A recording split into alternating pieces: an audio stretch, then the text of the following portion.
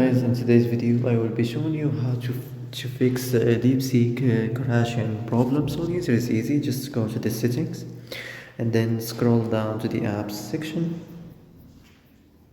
and then go to the search and search Deepseek, and next go to the storage, and here as you see you will find this clear cache option. Click on it.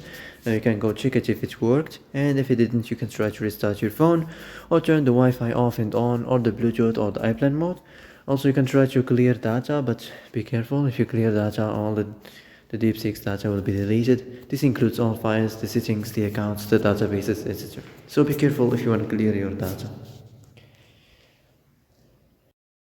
So that's it for today's video. I hope this is the answer you've been looking for.